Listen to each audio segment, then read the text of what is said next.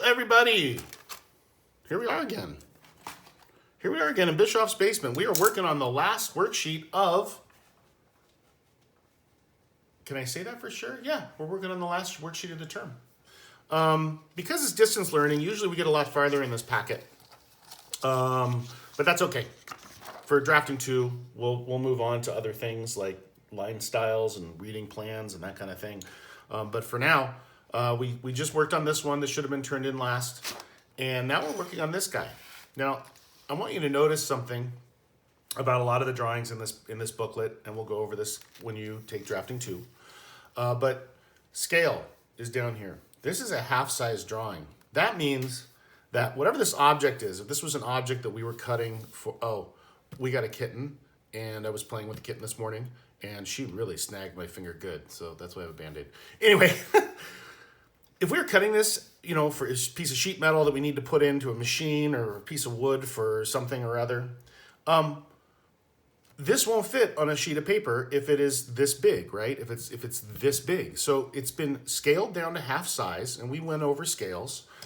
You've got your little ruler like this that you can use for this project. And usually half scale is on the other side of full scale. So that's what we're looking at right here. You can't see it because it's dark. So let me first turn the light on, make it a little brighter in here. But then also I'll show you on the larger scale that I have because it's a little easier to read.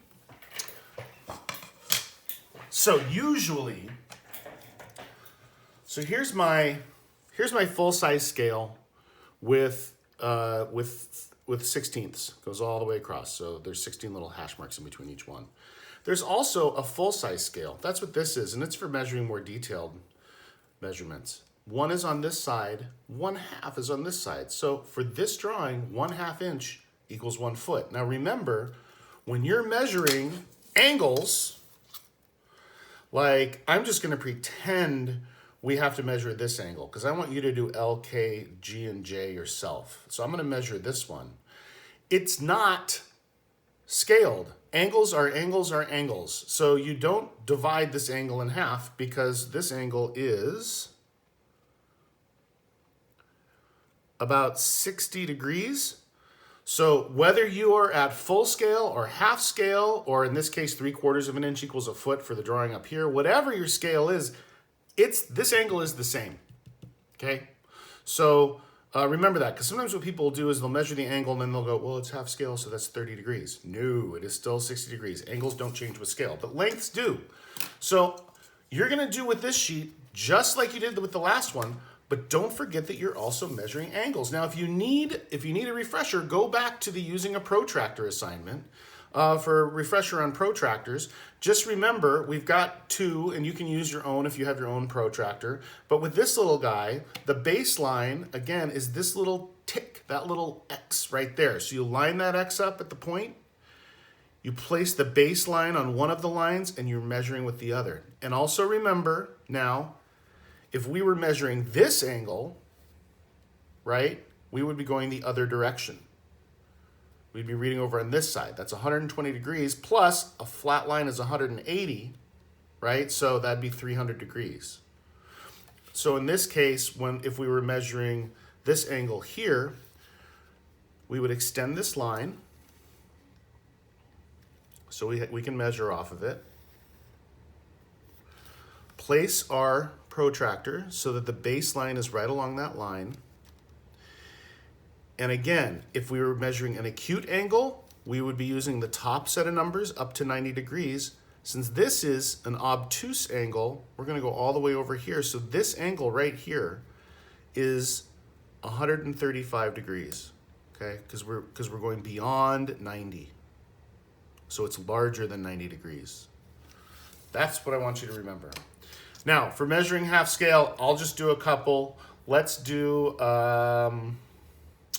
M, because that's hopefully a little easier to see. Here's my half scale, a reminder. So when I'm measuring this, it's right at 3. Well, so anyway, half scale, 1, 2, 3 inches. You're not doing the bottom number, you're doing the top one. 1, 2, 3 inches. Let's do this line here because I want to find a line that isn't perfect. Okay, so this line We don't have to measure. It's not one of the numbered ones or lettered ones over here, but I'm going to use it as an example. You can see here it is 1, 2, at half scale, 1, 2, 3, 4, 5, and a little bit. So remember, you slide it over so that 5 is at the end of the line, and then you can count up the little tick marks over here.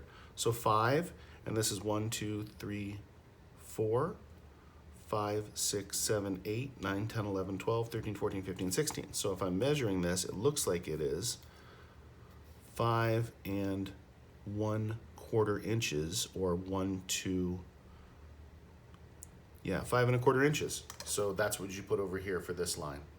Okay, 5 and 1/4 inches. Now, don't forget, in the column at the right, use the decimal inches. So once again, quarter is a pretty round number. I know that one by heart. You don't have to know it by heart, because if you remember back here somewhere, here it is.